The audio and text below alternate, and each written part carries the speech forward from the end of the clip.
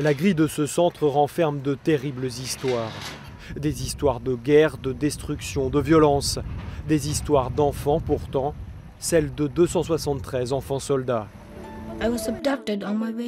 L'UNICEF vient de lancer cette campagne dans ce pays où les enfants ont depuis longtemps appris à faire la guerre. A zero tolerance policy on the issue. Let's bring back the child. Tous ici sont des enfants tamouls. Tous, un jour, ont été arrachés à leur famille par l'armée séparatiste des Tigres. Dans ces couloirs, chaque sourire masque un destin tragique, celui de Ravi, 17 ans par exemple. La règle des Tigres tamouls, c'était de prendre un enfant par famille. Mais à la fin de la guerre, tout le monde devait les rejoindre. 2 ou 3 enfants par famille. Ces enfants, garçons et filles entre 13 et 18 ans, ont subi la discipline de fer des Tigres tamouls, les mauvais traitements souvent pour les contraindre à se battre, à ne pas reculer. Rajivan a fait partie de ces victimes.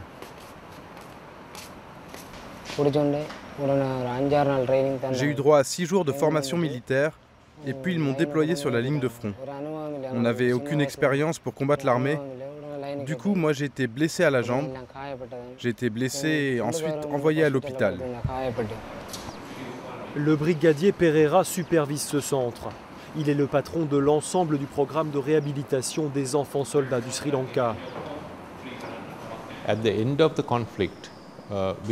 la fin de la guerre, nous avons récupéré ces gamins qui étaient totalement déshumanisés.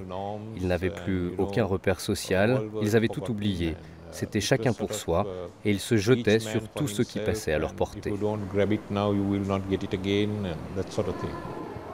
Aujourd'hui, c'est jour de visite. Certaines familles ont voyagé une dizaine d'heures en bus depuis le nord de l'île.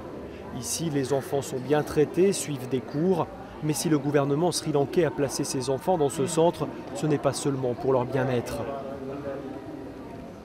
Le gouvernement voulait également s'assurer que les anciens combattants, les anciens cadres du LTTE, qu'ils soient adultes ou qu'ils soient enfants, ne créent pas de problèmes de sécurité particuliers. Donc. Le gouvernement souhaite les garder encore à l'œil. Pourtant, le risque que ces enfants reprennent les armes est faible. Certains considèrent qu'étudier ici est une chance et tous se rappellent ce qu'ils ont traversé. Ces gamins reviennent de l'enfer.